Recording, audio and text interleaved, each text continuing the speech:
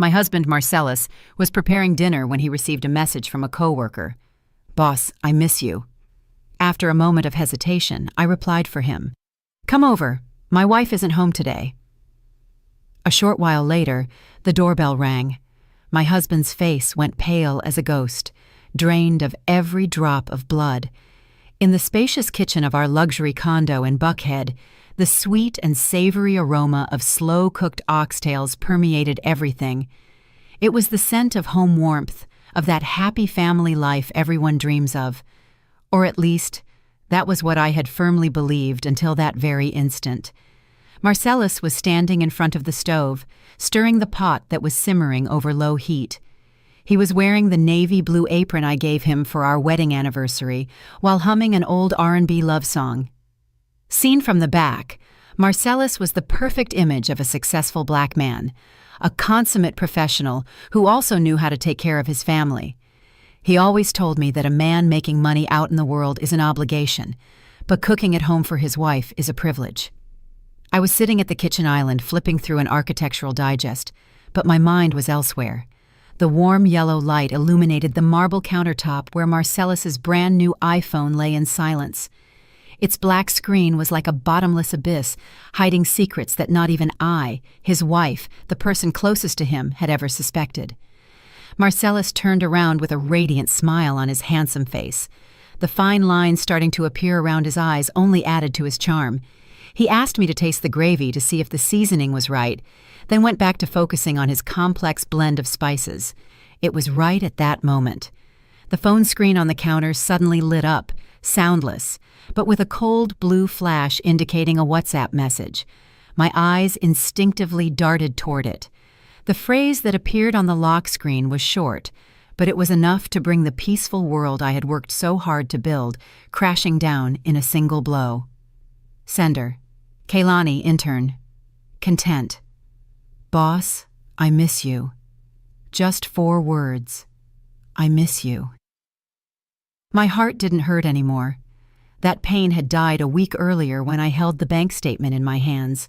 The only thing left now was deep contempt and a meticulously devised plan. Kaylani. I knew that name. She was the new intern who had joined Marcellus's department a few months ago. I remember Marcellus telling me about her once, praising her for being quick, polite, and eager to learn. What I didn't imagine was that her eagerness to learn would extend to her boss's husband. I took a deep breath, trying to calm my racing lungs. The rationality of a 30-something black woman who had overcome countless hurdles to get to where she was didn't allow me to scream or break things. If I made a scene, Marcellus would invent some excuse, saying it was just a joke from an immature girl. I needed something more. I needed irrefutable proof, evidence they couldn't deny. Marcellus kept chopping vegetables. The rhythmic sound of the knife against the cutting board drowned out the wild beating of my heart. Quietly, I picked up the phone. The passcode was our wedding anniversary. What irony! He used the most important day of our lives as a shield for his dirty secrets. I typed in the 6 familiar digits. The screen unlocked, showing the WhatsApp conversation with the unread message at the top. Without opening it to read, I quickly typed a reply. My fingers, cold and precise, glided over the virtual keyboard. "Come over. My wife isn't home today." I hit send. I watched the blue double check appear, and a faint smile drew across my lips.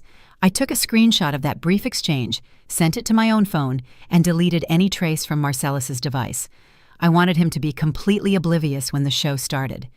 I placed the smartphone back exactly where it was, at the exact same angle. My hands were trembling slightly, not from fear, but from the repressed rage boiling in the deepest part of my soul. I looked at Marcellus's back. He was still the same man, with the same devoted appearance. But now, in my eyes, everything was repulsive hypocrisy. He was playing the role of the perfect husband, but his mind was likely flying off to his young, pretty mistress. If he wanted to act in this farce so badly, I would make sure to direct the tragic final scene myself. I fixed my hair, composed my expression, and tried to return to my usual state of calm. The storm inside me remained hidden behind a serene gaze, waiting for the chance to level everything in its path. This was going to be a very long night. Marcellus served the steaming oxtails in a large serving dish and placed it in the center of the table. The intense aroma of allspice, thyme, and beef spread through the dining room. With a cloth, he meticulously wiped away even the smallest splash on the rim of the plate. Yesterday, that delicacy would have moved me to the point of hugging him. Today, however, looking at that stew was like looking at poison coated in sugar. He served me a plate full of white rice and, picking the most appetizing piece of meat, placed it on top. With a warm, deep voice, he said, "Eat while it's hot, baby. I cooked the meat until it falls off the bone." He even bragged about going to 3 different markets to find the best cuts just to take care of me the way I deserved. I accepted the plate from my husband's hands, making a superhuman effort to keep them from shaking. I brought a piece of meat to my mouth and chewed slowly. It was incredibly tender, and the gravy had just the right kick I liked. But as I swallowed, I felt a bitter, nauseating taste, as if I were chewing ashes. I had to drink a large gulp of water to keep from gagging. I looked at the man sitting across from me. Marcellus ate with an appetite, offering me sides now and then, and telling me funny stories from work. He talked about a new project, how the CEO had congratulated him, and his plans for a promotion this year. But there wasn't a single mention of Kailani's name or that young intern.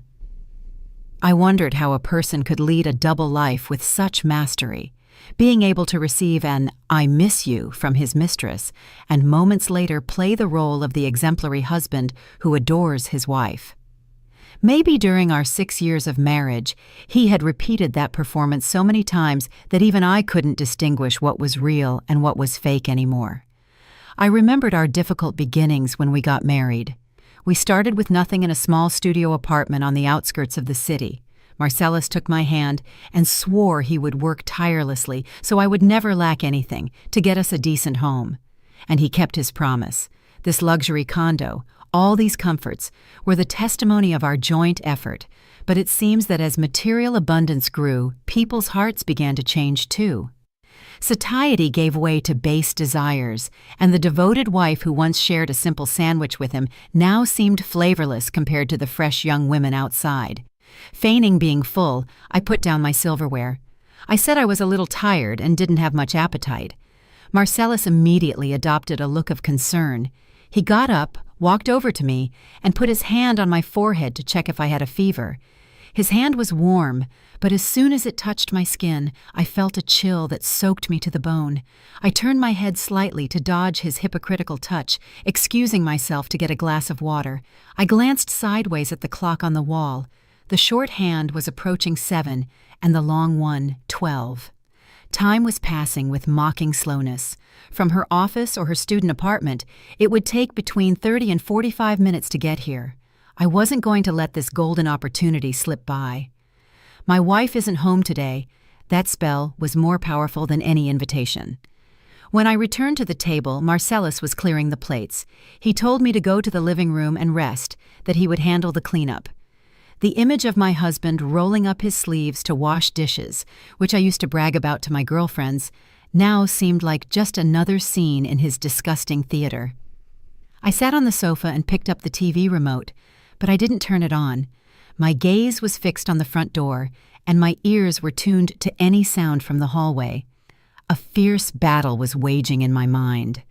Part of me wished she wouldn't come, that it had all been a bad joke so I could keep fooling myself. But the other half, the colder and crueler side, yearned for the doorbell to ring as soon as possible. I wanted this pain to come out into the light in all its rawness, because an abscess only heals when it bursts, even if the scar it leaves is forever. Every minute passed with infinite heaviness. The sound of water in the kitchen ceased. Marcellus came out drying his hands with a towel and asked if I wanted some fruit for dessert. I shook my head and sketched a faint smile. It was surely a crooked, forced smile, but Marcellus didn't notice. He was too sure of his own perfection. Or maybe he had never cared enough about my mood to notice anything strange in my eyes. The clock struck exactly 8 o'clock p.m.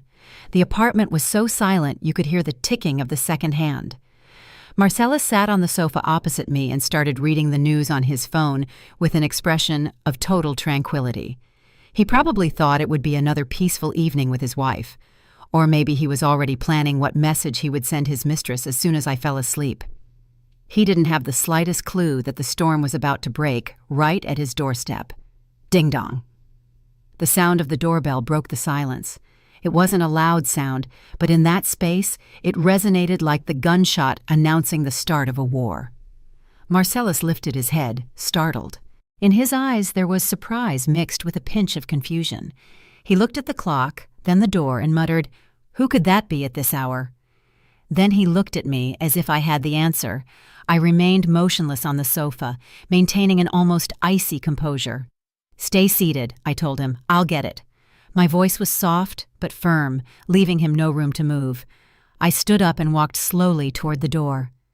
Every step on the hardwood floor sounded heavy, like the hammer blows driving the final nails into a coffin. My heart was pounding hard, not from fear, but with the strange excitement of a hunter about to trap their prey. I took a deep breath, fixed my posture, and put my hand on the knob. I turned the lock and opened the heavy wooden door. In front of me stood a young black woman of petite build, well made up, but with a face that hadn't yet lost its childish air.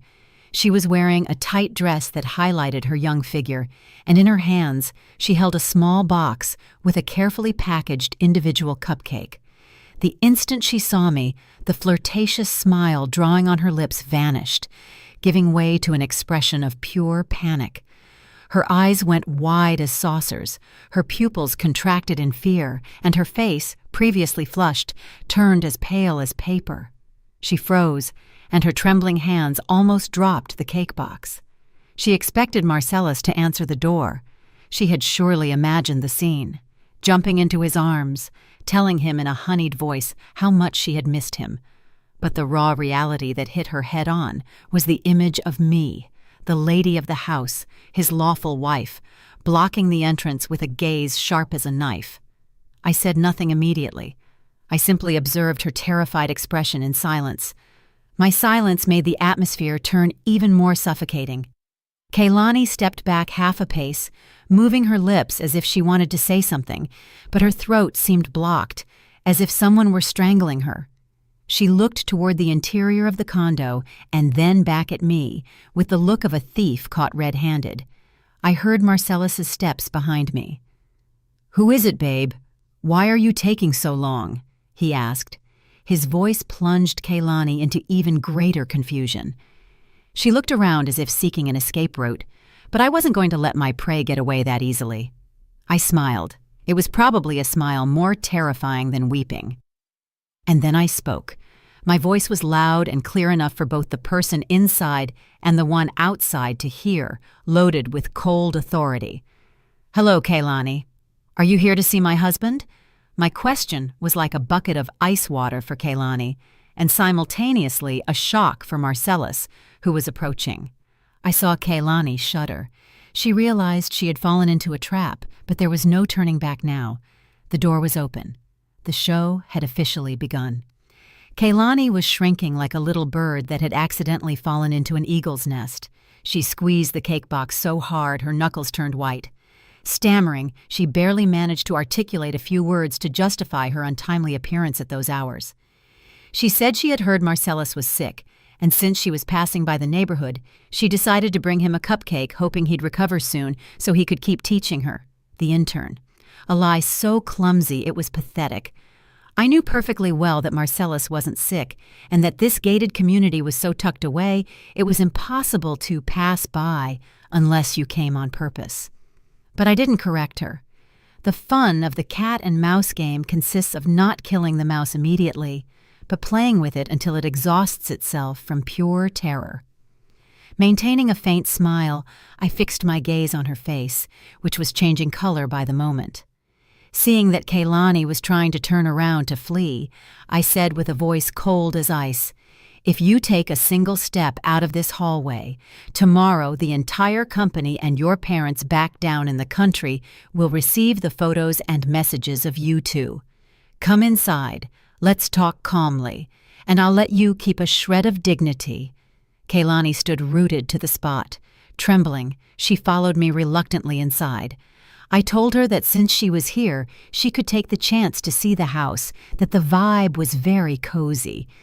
I emphasized that I wanted to formally introduce her to my husband. I elongated the word husband on purpose, as if stamping a seal of ownership on the man frozen behind me. Marcellus had already reached the living room.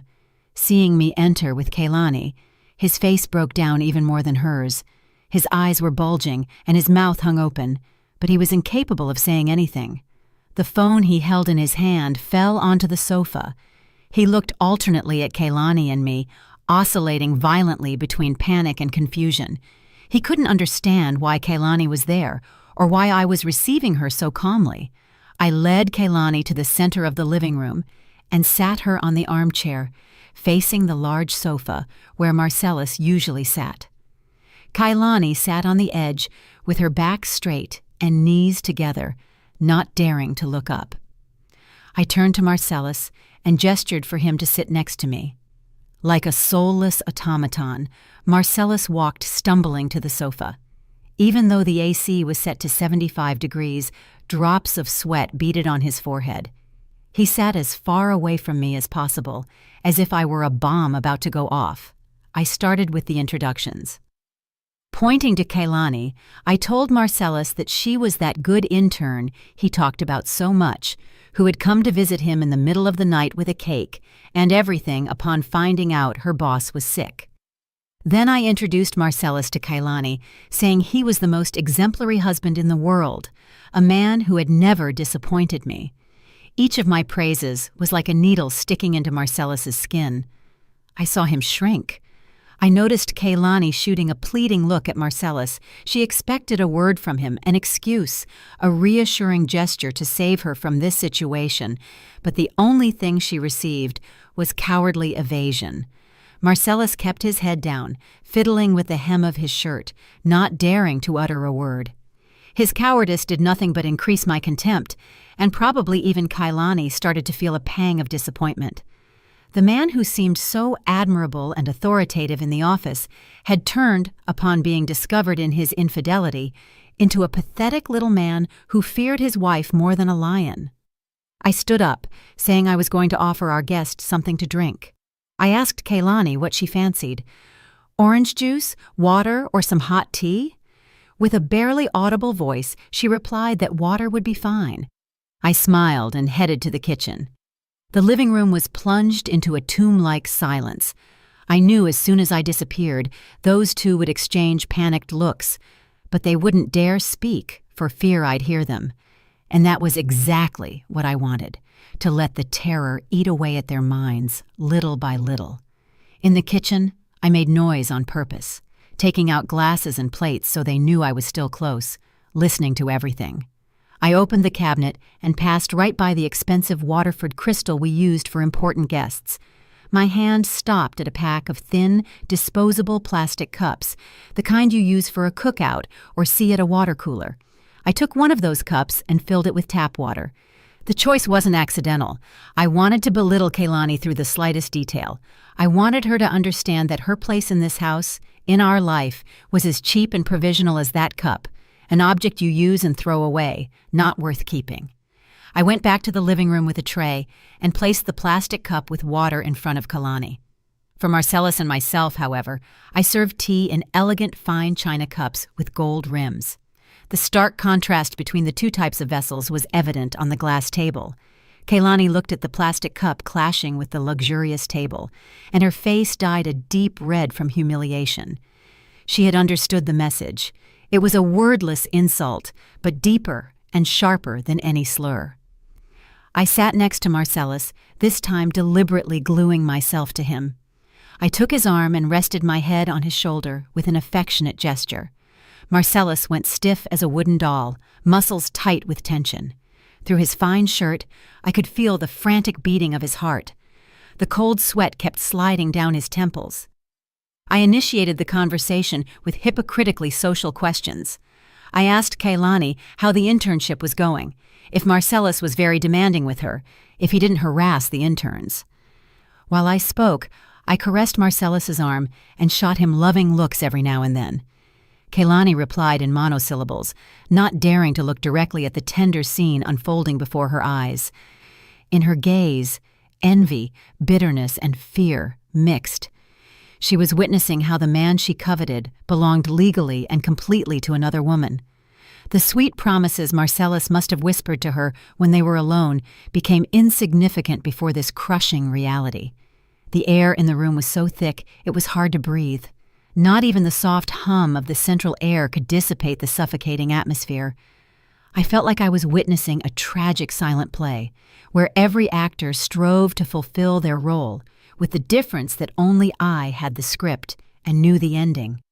Suddenly, I changed the subject and turned to Marcellus with an excited voice. I brought up our vacation plans to St. Lucia for next month. I described an idyllic future with enthusiasm, the blue sea, the white sand, the romantic candlelight dinners. I added that we were looking at a lake house in the Blue Ridge Mountains to spend weekends growing our own garden and fishing, and that we were already planning how to take care of our parents in their old age. Each of my words was a dagger stabbing into Kaylani's heart. She would realize she was completely excluded from Marcellus's life, the future plans, the assets, the long-term projects. All of that belonged to us as a couple. In that picture, there was no room for her. She was just a passing whim, a temporary pleasure for Marcellus. Marcellus remained sitting in sepulchral silence, neither confirming nor denying anything. He seemed to be sitting on hot coals, wishing this psychological torture would end as soon as possible. But I wasn't going to let him go that easily.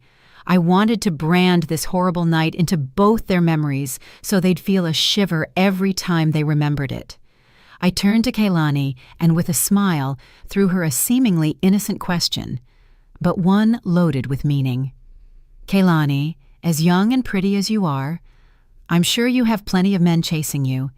Me, on the other hand, I'm getting older. I have to hold on to this man so he doesn't get away. I'm scared someone might steal him in a careless moment. They say nowadays there are a lot of thirsty side chicks popping up like mushrooms after the rain, right? Kaylani started and lowered her head abruptly. She clenched her fists so hard her fingertips turned white. She knew perfectly well who I was referring to. The term thirsty side chicks, though pronounced lightly, was sharp as a razor and severed the last shred of her pride. The words resonated in the air, making the atmosphere even more uncomfortable. Kaylani didn't dare answer my question. She mumbled something unintelligible and avoided my inquisitive gaze. I could see her fragile shoulders shaking violently, despite her efforts to contain herself. The confidence and flirtatiousness with which she had arrived at my house had disappeared completely, leaving only the image of a sinner awaiting judgment. But I wasn't going to let them escape that easily. I turned to Marcellus and squeezed his arm a little tighter. My nails dug slightly into his skin through the shirt, reminding him of my powerful presence. I looked at my husband and, changing my voice to a honeyed tone but maintaining a gaze sharp as a knife, I asked him about the lake house in Blue Ridge that we had gone to see last week. I spoke loudly and clearly, ensuring Kaylani heard everything. I reminded him that our parents had loved the land, that it had good energy, and being near the river, it was very cool. I emphasized that my parents had promised to contribute $15,000 for the renovation as a gift for their future grandchildren. At the mention of children, I felt Marcellus's body tense up. It was his weakest point. We had been married for 6 years, but had postponed having kids until we reached financial stability. And now, when everything was ready, I discover this betrayal. But I brought up the topic of children on purpose. I knew it was the strongest anchor, the family and social legitimacy that a passing mistress like Kaylani could never give him. I described with enthusiasm a happy family, full of children's laughter. I said next year was perfect to try for a baby, that at our age it was the ideal time, and I hoped it would be a boy. Then I turned to Kaylani and asked if she didn't think it was a wonderful plan. At the direct question, Kaylani jumped, and the teaspoon she was holding dropped from her hands. The clinking of metal against the porcelain saucer rang sharp in the silence. She rushed to pick it up, and with a flushed face, she stammered, It's a great plan. I'm sure you'll be very happy." How ironic that forced blessing sounded from the rival's lips. I knew inside she was screaming, consumed by envy. She had come here hoping to make a space for herself in our life, but the only thing she had found was a firm declaration of a future where there was no room for her. The big assets, the solid family ties, the long-term plans, all of it formed an impregnable wall protecting this marriage. A wall that someone like her, with nothing to offer, could never tear down. I continued my psychological attack on the financial flank. I told Marcellus, "Tomorrow I'll make the transfer for the down payment on the house, so sign the papers for the title change fast." I deliberately emphasized that the house would be in both our names. It was a declaration of sovereignty over our assets, a warning that everything Marcellus had was tied to me, and that if he left me, he'd lose everything. Marcellus, sweating buckets, nodded his head. He wished I would shut up, stop torturing him with those sweet words about the future that sounded more terrifying than a threat at knife point. He knew perfectly well the warning hiding behind every one of my words. Don't be an idiot, and don't trade everything you have for a momentary pleasure. The conversation about the house and kids seemed to suck the last drop of vitality out of Kehlani. She shrank into the armchair, hugging the glass of water with both hands, as if seeking warmth that had vanished long ago. I looked alternately at the thin plastic cup in her hands and the gold-rimmed cup in mine, feeling a cruel pleasure. I lifted my cup, took a sip, and savored the subtle aroma of the high-quality green tea. I commented on how delicious the tea was, its clear and smooth taste. I offered Kehlani some too, but my gaze stopped on her cheap plastic cup with false pity. "Kehlani, are you okay with just water? Do you want me to make you some orange juice? Water is a bit bland, don't you think?" My voice was kind, like a charitable lady giving alms to a beggar, but with a nuance of contempt. Kehlani denied hurriedly with her hands. No, I'm fine. I was thirsty. Water is enough. I don't want to be a bother." The word bother she used seemed ridiculous. Her mere presence here at these hours was the greatest of bothers. I set the cup on the table. The dry, firm sound of porcelain against glass resonated in the room. I looked at Marcellus. He was still sitting like a corpse with his eyes glued to the tips of his shoes. I decided to involve him more in this fun game. I told him to cut some apples for our guest. "A man of the house should be a gentleman. How can you have a guest sitting there without attending to her?" Marcellus, as if he had received an electric shock, jumped up and went to the kitchen for the apples and a knife. He peeled the fruit clumsily, hands shaking, leaving the skin jagged and in chunks. The man who once carved flowers out of carrots for me couldn't even peel a simple apple in front of his mistress now. His mind was short-circuiting. Fear had paralyzed all his senses and skills. When he put the plate of apples on the table, I stabbed the most appetizing piece with a fork and brought it directly to Marcellus's mouth. "Open up, baby. Let me feed you. Don't touch it with your hands, they're dirty." Marcellus hesitated for an instant, but finally accepted the apple I offered. The scene of a couple feeding each other affectionately in front of a third party was natural and at the same time extremely provocative. I pushed the plate of apples toward Kehlani. "You eat too, Kehlani. These are Honeycrisp, very crunchy and sweet." Kehlani looked at the piece of apple Marcellus had just eaten, and then the plate in front of her, as if a knot had formed in her throat. How could she swallow a bite witnessing such a display of affection? The discriminatory treatment wasn't limited to the cups, but also the attention and care. I was the wife. I had the right to care for my husband publicly and be cared for by him. She, on the other hand, however much Marcellus wanted her in the street, in here was an intruder, a forced spectator of our marriage's happiness show. I saw Kehlani's eyes turning red. She was probably crying inside, or maybe regretting the stupidity of coming here to be humiliated this way. But I felt not a shred of pity. My compassion died the instant I saw the message, "I miss you," on the phone screen. Mercy is a luxury I don't grant to those who try to destroy the happiness of another's home. Silence took over the living room again, but this time the air smelled much more like gunpowder. Kaylani, perhaps to break the tension or try to recover some of her image as a considerate person in front of Marcellus, cleared her throat and asked shyly about his health. "Boss, how is your stomach doing? Does it hurt less?" Her voice was low, but tinged with sincere concern. She even offered to ask her mother to send a jar of honey with black garlic from her hometown down south, which according to her was very good for the stomach. Hearing that, Marcellus's face turned livid. He denied hurriedly with his hands, saying he was fine, that it wasn't necessary. He glanced sideways at me, terrified, knowing his stupid mistress had just made a fatal mistake. She was demonstrating knowledge of her boss's private life that far exceeded the limits of a normal professional relationship. I let out a laugh, a short, icy chuckle that made them both shudder. I looked at Kaylani with a piercing gaze, as if I could read her soul. "Wow, Kaylani, you sure do worry about your boss. Look at that. The wife who lives and sleeps with him in the same bed still hasn't made him that honey with black garlic. But you, an intern who's been here barely a few months, how do you know about his ailments, too?" I deliberately elongated the words lives and sleeps with him in the same bed to remind Kaylani of her place. I gave no truce and kept attacking. "Does Marcellus complain about his pains in the office in front of you? Or do you see each other alone so often that you know even the details of his diet?" Kaylani was left speechless. Her face went from red to purple. She stammered that she had simply seen him in the office touching his stomach with a grimace of pain and had asked out of pure assumption. A pitiful excuse. I knew Marcellus's stomach issues were chronic.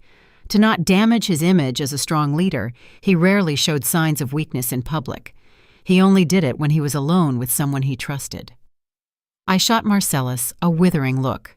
"And you, why do you go around worrying your employees at work? Next time, if you feel bad, tell me. Your wife. Don't make other people worry and bring you medicine. They're going to think your wife doesn't take care of you. The other day, you told me you were running late because of a dinner with clients and your stomach hurt. I see now what kind of dinner with clients that was." At my hint, Marcellus lowered his head and said nothing. He knew perfectly well what I was referring to. The night he used the work dinner excuse, he had actually dined with Kaylani, and probably, to gain the young girl's sympathy, had complained about his pains. I had just uncovered the hypocrisy of a coworker's concern and exposed the raw truth of their ambiguous relationship. Her excessive interest was proof she had crossed the line, and I, as the wife, had every right to question and unmask that hypocrisy right here in my own house. The clock on the wall marked 9:00 p.m. The cat and mouse game had reached its climax. I felt it was time to deliver the coup de grace, a blow that would destroy the intruder's morale completely and serve as a final warning to my traitorous husband.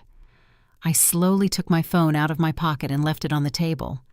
I slid my finger across the screen, pretending to check a message, and then sighed on purpose. The world is so complicated these days. The news talks about nothing but infidelity and scandals. My girlfriends tell me young girls these days are very bold. They send messages to other women's husbands as if they were their girlfriends, without the slightest shame. I paused and observed their reactions. Kaylani remained motionless, but her breathing had accelerated. Marcellus was furtively wiping sweat from his forehead with a handkerchief. The tension was like a guitar string about to snap. I sharpened my voice even more and continued. I also usually check Marcellus's phone to help him with work stuff, and lately I've seen a lot of messages coming from unknown numbers. A young girl by the looks of it, her name sounds very innocent, must be an intern. She sends very affectionate messages to Marcellus. I glanced sideways at Kaylani. Her face had lost all color. Her lips, previously painted a deep red, were now white and trembling. With a mocking smile, I threw the final punch. "You know what, Kaylani? Just the other day I was home and my husband was making dinner, and suddenly a girl sends a message to his phone saying, 'I miss you.' Some nerve, don't you think? With the wife at home, daring to send a message like that?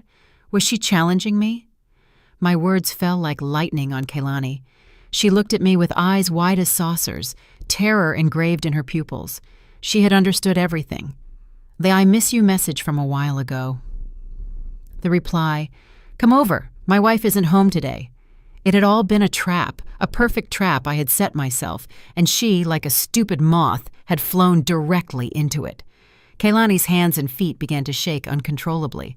She looked at me as if she were seeing a monster. She realized the woman sitting across from her wasn't a docile and naive housewife, but a master of psychological warfare.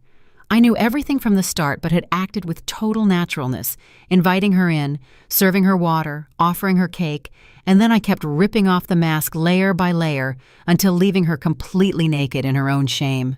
Marcellus, beside me, was also in shock. He turned toward me with a look of pure horror.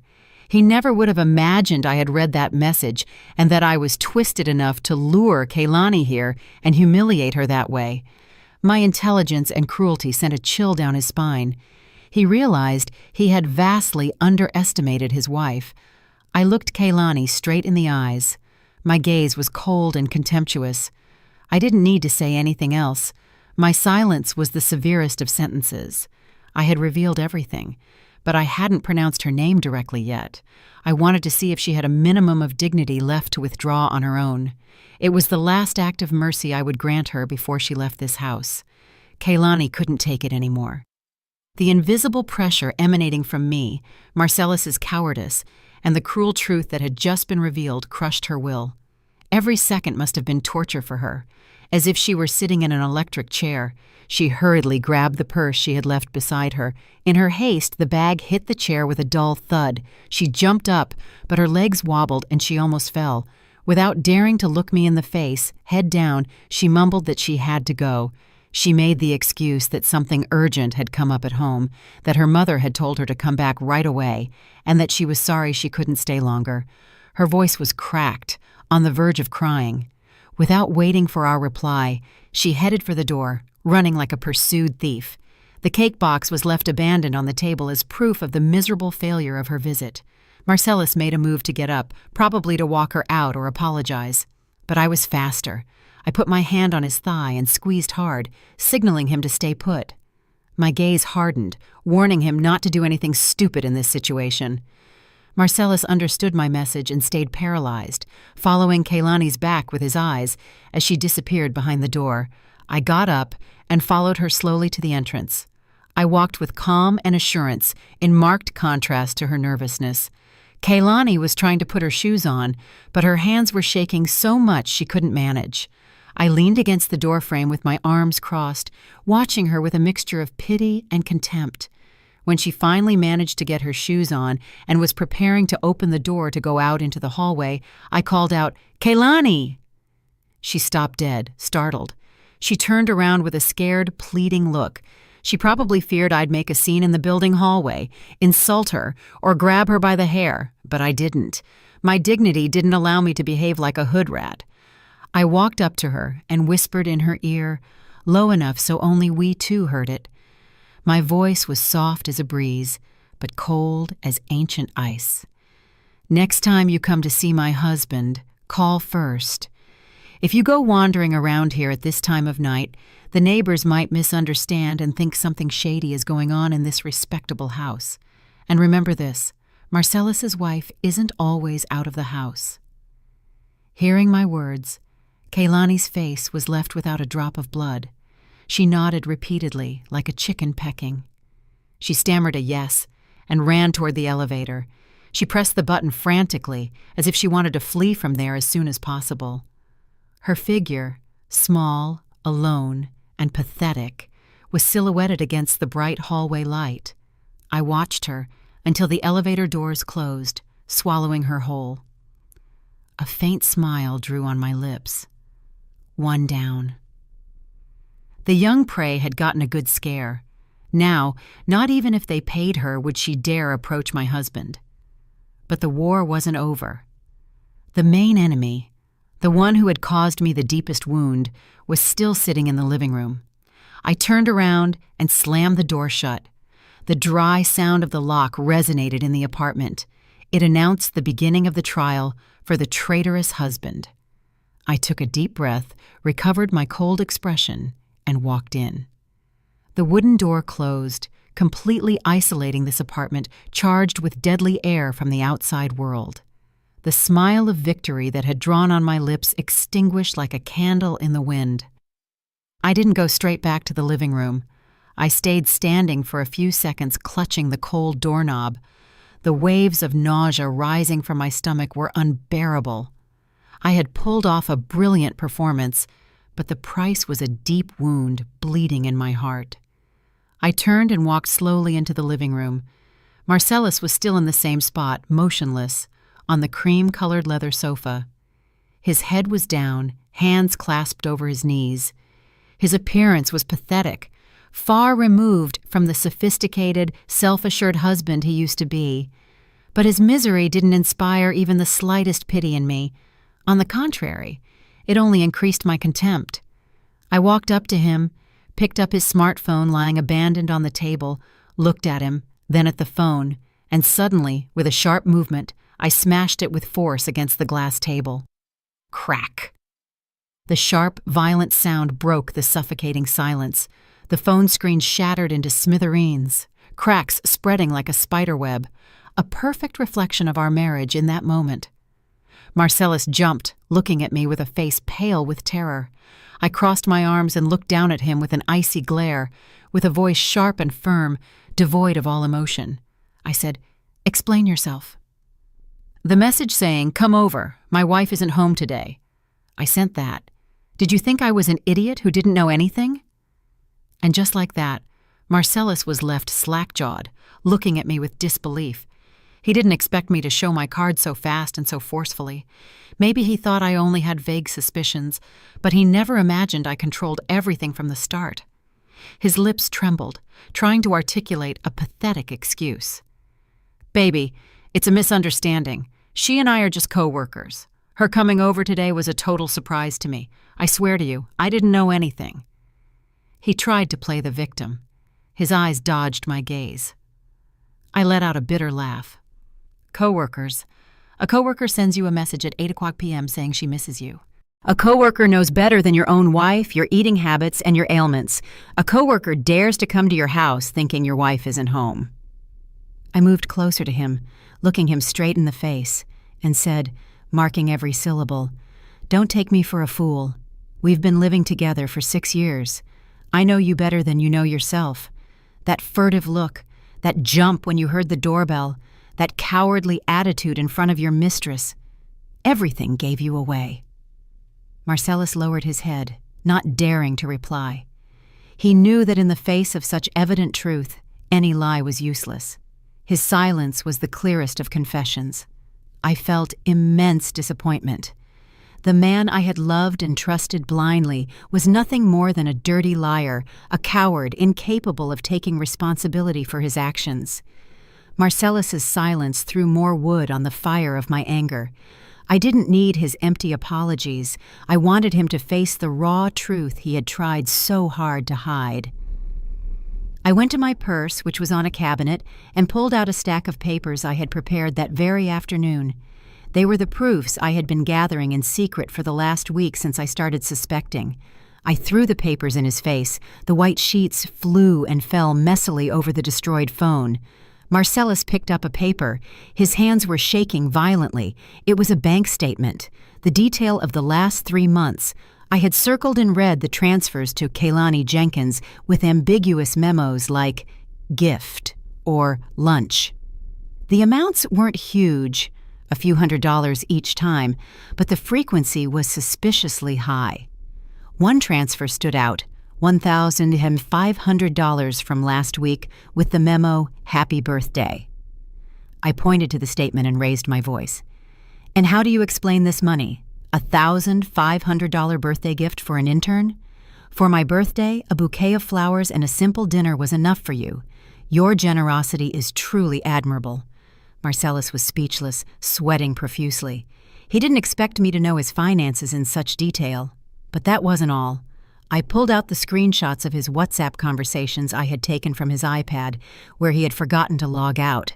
Flirty messages, dates for lunch and movies, and even expressions of sickeningly sweet longing. I threw another photo. It was the movie ticket from 2 weeks ago at 11 p.m. That day he told me he was running late because of a client dinner, but actually he was watching a movie with his mistress. And finally, I pulled out the photo of a long dyed brown hair found on the passenger seat of his car. My hair was black and short. That hair was, without a doubt, Kehlani's. Faced with such irrefutable proof, Marcellus crumbled completely. There was no way to deny it or make excuses anymore. His mask of hypocritical morality had been ripped off, revealing his true traitorous nature. He let his arms drop and sank into the sofa with an expression of despair. And then he started to cry. Tears of a grown man, something I had rarely seen. "I'm sorry, I went crazy for a moment. She bewitched me. Please forgive me just this one time." A late apology and a cowardly excuse, shifting the blame to another. Cheating men always use the same repertoire. I fell into temptation. I couldn't help it. Seeing him cry froze my heart. I went to the kitchen. I grabbed the pot with the oxtail stew he had prepared with such care all afternoon. Under Marcellus's astonished gaze, I dumped the entire contents into the trash can in the corner. The delicious aroma of the stew mixed with the sour smell of garbage, creating a nauseating stench. I turned to Marcellus and threw my final sentence at him. "My love for you is like this stew. Before it was delicious and precious, but once it gets contaminated, it's nothing but trash. And I don't eat trash." My act of throwing away the food was like a bucket of cold water for Marcellus, who seemed to wake up from his delirium. He realized I wasn't joking. The determination in my eyes and actions announced an irrevocable break. Marcellus ran toward me, fell to his knees, and hugged my legs. He cried inconsolably, begging me not to leave him, not to divorce him. He swore he would end everything with Kehlani, that he would even quit his job if necessary, that he would do anything to fix his mistake. He appealed to our parents, to our 6 years of marriage, trying to hold me back. I remained rigid as a stone, letting him cry, hugging my legs. My heart was already dead. His oaths now only produced more disgust in me. If he had really valued our 6 years of love, he wouldn't have slept with another woman. If he had really thought about our parents, he wouldn't have let things get to this point. Coldly, I pushed his hands away and stepped back. I looked at him with pity and said, "Keep the little dignity you have left. Don't be pathetic. My decision is irrevocable." I turned around and went straight to the bedroom. Inside the closet was the large suitcase I had packed that afternoon. I pulled it out and threw in some more clothes and my essential personal items. I didn't take much, just what was truly mine. This house, these furniture pieces, now seemed stained by betrayal. I walked out to the living room with the suitcase. Marcellus was still on the floor, sobbing with his head down. His wails resonated in the silent space. I left a sheet of paper I had printed previously on the table. It was the promissory note for the $40,000 my parents lent us at the beginning of our marriage when we couldn't afford the condo renovation, along with the receipts in my father's name. "These $40,000 are a clear debt. Don't you even think about not paying it. When you sell the house, the first thing will be to settle this debt, and then we split the rest." I told Marcellus with an icy voice, "Get ready to pay back every last cent. The house is in both our names, but I'm not going to fight for it. I yield it to you so you can live with your mistress, but my parents' money, you have to return to me." Marcellus looked at the papers and then at me. His look was pure despair. He knew he couldn't get that much money overnight, but I didn't care. It was the price he had to pay for his betrayal. I wanted him to feel the pain of loss to the marrow, both emotionally and materially. I dragged the suitcase toward the door. Before leaving, I took one last look at the house. What was once our home had now become the tomb of my love. I opened the door and stepped out into the breezy hallway. The sound of the door closing behind me echoed once more, putting an end to 6 years of my youth with that shameless man. Without looking back, I walked with a steady step toward the elevator. A new life awaited me. It would be hard, but at least it would be clean and peaceful. The Uber traveled through the empty streets of the city night. Sitting in the back seat, I watched the streetlights pass fleetingly. My mind was blank, but strangely light. I didn't cry. The tears seemed to have dried up inside, crystallized into a sharp determination. I was heading to Lysandra's apartment. My best friend since college. Lysandra was a prestigious lawyer in the city, specializing in divorce and asset disputes. She was strong, decisive, and extremely intelligent. I had warned her ahead of time, so she was already waiting for me in the lobby when I arrived. Seeing me get out of the car with a gaunt face and dragging the suitcase, Lysandra didn't ask me anything. She approached silently and gave me a tight hug. At that warm gesture of friendship, I was about to break down crying, but I held it in. It wasn't the time to show weakness. Lysandra took me to her apartment. It was a small but cozy place, impregnated with the pleasant scent of lemongrass essential oil. She offered me a glass of hot tea and told me to sit down and tell her everything. And so I did.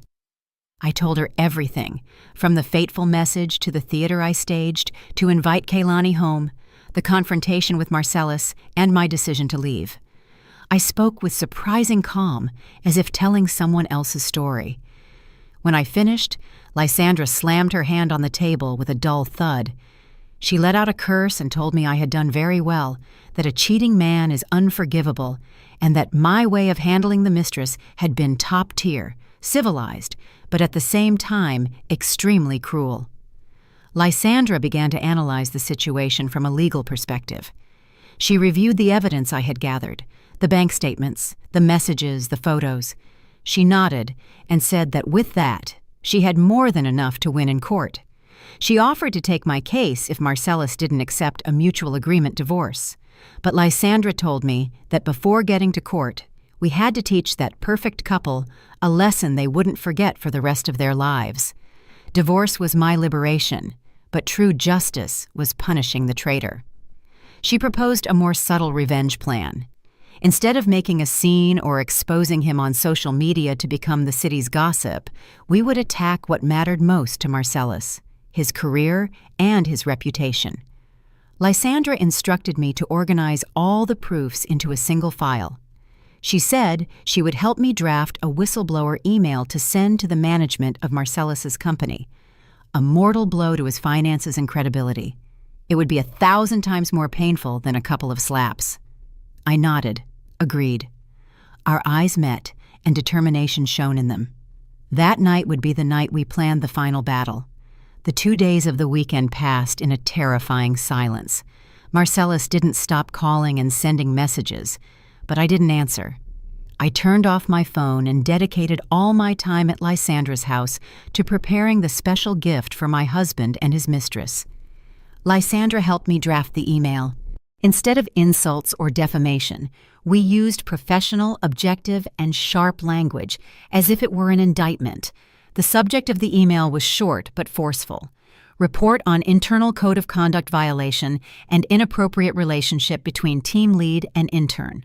I scanned all the proofs, the WhatsApp screenshots with the risque conversations, the bank statements proving the use of his salary to buy gifts, the misappropriation of funds, the photo of the movie tickets during work hours as proof of professional negligence. Lysandra organized everything into a single PDF file of over 10 MB, clearly noting dates, times, and places. Monday morning, the sky was gray as if predicting a storm. At 9:00 a.m. sharp, the time when all office workers sit at their desks and start checking their email, I turned on the computer. Lysandra, sitting next to me, put a hand on my shoulder in a sign of support. I took a deep breath and reviewed the draft one last time. The recipient list included the CEO, the HR director, and the heads of the departments involved. I didn't send it en masse to the whole company. I didn't want to become a cheap gossip. I only sent it to the people with the power to decide Marcellus and Kaylani's fate. The mouse cursor stopped over the send button. My heart was pounding hard, not from fear, but from the tension of the decisive moment. A single click would completely change the lives of 3 people. Marcellus would lose the career he had built for 10 years. Kaylani would lose the future that was barely starting to bloom. And I would put a period on a painful past to start a new page. I remembered Kaylani's brazen look upon arriving at my house. I remembered Marcellus's cowardice, kneeling and asking for forgiveness. I remembered the oxtails thrown in the trash. The last shred of compassion left in my heart vanished. "Goodbye, ex-husband," I whispered to myself as I pressed firmly on the left mouse button. Sent. A short, cold notification appeared on the computer screen. The email loaded with the death sentence for Marcellus and Kaylani's careers had been sent. I leaned back in the chair and let out a long sigh of relief. It was over. The arrow had already been released, and no one could stop it. Now I just had to wait for the storm to break over the traitors' heads. That Monday, the atmosphere at Marcellus's company must have been as suffocating as the night Kaylani came to our house. According to an acquaintance who worked in the same department, my email caused a huge impact and spread like wildfire in a matter of minutes.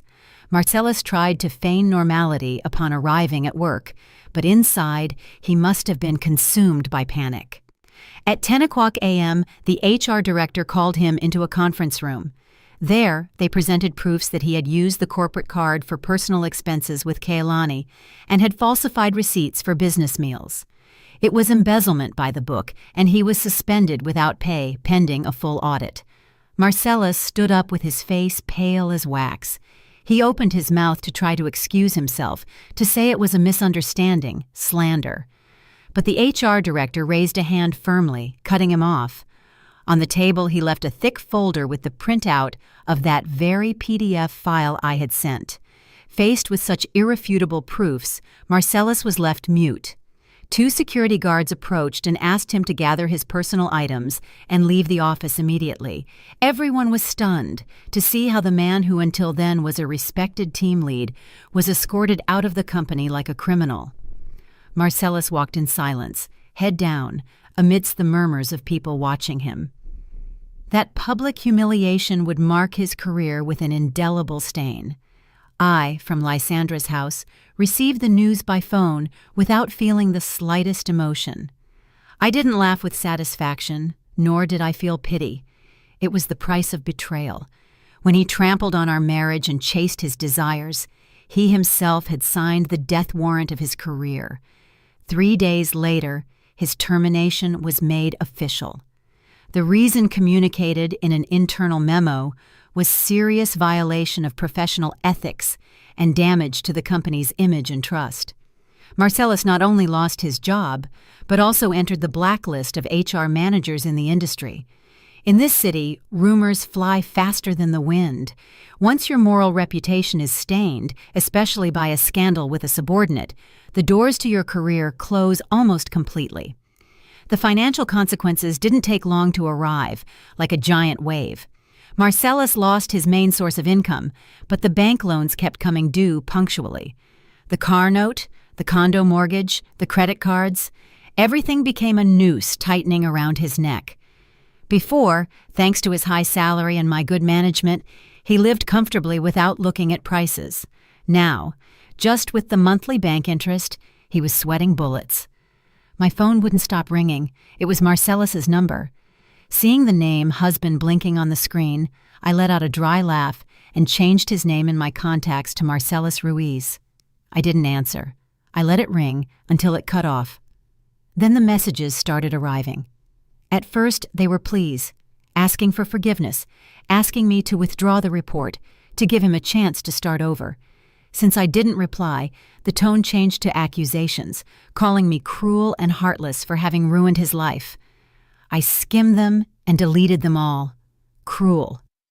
When he was in bed with another woman while I waited for him at home with dinner ready, did he think about the word cruelty? When he used our joint money to buy expensive gifts for his mistress, did he think about my effort? I had only claimed what was fair for me. Even his parents, who lived down south, called me. My mother-in-law, crying, insulted me, calling me a bad wife, the one who had destroyed her husband and her family. She said it was normal for a man to have an affair, that a woman should endure it to keep peace in the home. Hearing that, I felt a bitter resignation for the fate of women. I told my mother-in-law calmly that I couldn't live with a traitor and hung up. I also blocked the numbers of his entire family. I didn't want to hear any more lectures on hypocritical morality. Marcellus had lost everything, literally everything: wife, family, career, reputation, and now he was drowning in debt. He would wander through that large but empty apartment, facing the four walls and overwhelming loneliness. It was the fairest punishment for someone who hadn't valued what he had. Kaylani's fate wasn't much different. As soon as Marcellus was suspended, she was also called to HR. She entered the room with swollen eyes and a gaunt look. Far from the secure and flirtatious image of that night, the decision to terminate her internship contract was immediate. The reason? Violation of internal conduct rules and detriment to the work environment. Kaylani cried, begged for a chance, said she was young and had fallen into temptation. But in the ruthless corporate world, those naive excuses are useless. She was in a major corporation. Being fired dishonorably meant the doors to her future had closed halfway. Worse than losing the job was the contempt of her peers. The story of the brazen mistress who challenged the legitimate wife became the hottest topic in the anonymous company chats. When Kaylani was packing her things in a cardboard box, no one approached to talk to her or help her. Everyone looked at her with disdain, whispering behind her back. The men who used to hit on her now avoided her like the plague for fear of getting splashed by the scandal. Kaylani left the office alone, carrying her box. The long, empty hallway seemed like the path of thorns awaiting her. In front of the elevator, she crossed paths with the same security guard who had witnessed her flight days before. The man's look of pity was the straw that broke the camel's back, and Kaylani finally broke down, crying loudly. She ran out of the building, leaving behind people's mockery. According to what Lysandra told me after that incident, Kaylani couldn't stand the stairs and moved apartments. She put all her social media on private and disappeared from the virtual world. It was a very expensive lesson for a young woman just starting to take her first steps in life. She tried to trade her beauty and youth for something vain, but in the end, she lost the most valuable thing for a woman: her honor and self-esteem. I didn't feel sorry for Kaylani. She chose that path, ignoring morals and ethics, and the consequences were hers. I only hope that after this painful failure, she learns to live a more correct way for the rest of her life. 2 months later, we saw each other again in court for the divorce settlement hearing. Marcellus seemed to have aged 10 years. He had an unkempt beard and wrinkled clothes. He looked at me with pleading eyes, but I maintained a cold and distant attitude. Lysandra accompanied me as my lawyer. Her presence, professional and sharp, intimidated Marcellus even more. In court, Marcellus tried to cling to the idea that he still loved me and wanted to recover our relationship, but Lysandra presented the irrefutable proofs of his infidelity, wiping out his weak hope in one stroke. The division of assets was the point of greatest tension. The luxury condo was our biggest asset. Marcellus, out of pride, wanted to keep it. He didn't want to find himself on the street. He proposed paying me my share in monthly installments. I let out a laugh of contempt and shook my head firmly. I wasn't going to allow any financial link to tie me to my ex-husband. Lysandra, in my name, presented my conditions. Either he paid me 50% of the house value in a single lump sum, plus the $40,000 for the renovation my parents contributed, or we sold the house and split the money. He, of course, had to take charge of the entire pending mortgage. Marcellus's face, unemployed and in debt, turned white. Where was he going to get hundreds of thousands of dollars overnight? The bank had already started sending him foreclosure notices for being 3 months behind on the mortgage. In the end, he had no choice but to accept the sale of the house. The apartment, which was once his pride, was put up for sale as an opportunity below market price to get a quick sale. After paying off the mortgage, paying me back my share and my parents' $40,000, Marcellus was left with barely any money. He signed the divorce papers with a trembling hand. His crooked signature put the period on 6 years of marriage. He walked out of the courthouse empty-handed, both literally and figuratively, without a house, without a car — he had already sold it to pay debts — without a wife, and without a job. He stood alone in the sunny courtyard of the courthouse, watching in silence as I left in a cab. The price was very high, but it was entirely his fault. I received the money from the house sale and the asset division. It was a considerable sum, enough to start a new life. Instead of a big apartment like before, I chose a smaller, cozy condo in a quiet neighborhood full of trees. I decorated my new home to my taste. Gone were the ostentatious, flashy furniture pieces to satisfy Marcellus's vanity. In their place, I put soft beige tones, fresh plants, and a simple solid wood bookshelf. Every corner of the house reflected my personality and transmitted an unusual peace. Tonight, I've invited Lysandra to the housewarming. We are sitting on the balcony with a cool breeze, drinking red wine and gazing at the illuminated city. Lysandra toasted to my liberation, to having gotten out of that disaster. I smiled and clinked my glass with that of my valuable friend. Without her strength and determination, I probably wouldn't have weathered this storm with such fortitude. My phone vibrated with a notification. My direct deposit hit. I've been promoted to team lead after successfully leading a major project. The intense work has helped me gradually distance myself from the pain of the past. I opened Facebook and saw a message from a stranger. Her profile picture was a sunflower in full bloom. She was thanking me. Turns out Lysandra had shared my story anonymously on a women's forum to alert others, changing all names and personal details. The woman told me that reading my story had given her the courage to leave her husband, who had been mistreating her and cheating on her for years. Reading the message, I felt a strange warmth in my heart. My pain hadn't been entirely useless. It had become motivation and a lesson for other women navigating a sea of suffering. I took a deep breath, enjoying the fresh air of the autumn night. The past remained closed behind the courthouse doors. Now before me extends a wide sky full of hope. I'm Ayana. I'm 32 years old. I'm single, independent, and happy. I smiled and took a sip of wine. The bitter taste of the wine and the sweet aftertaste it leaves in the throat resemble my life. Now I suppose you have to go through the bitterness to be able to savor the sweetness of freedom. Did you like the story, and which city are you listening from? Let's meet in the comments. If you liked the story, you can support me by sending a super thanks so I can keep bringing more stories like this.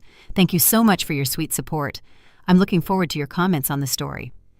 On the screen, you can see 2 new life stories that I highly recommend. There's so much more on my channel. Don't forget to subscribe. See you in the next life story. With love and respect.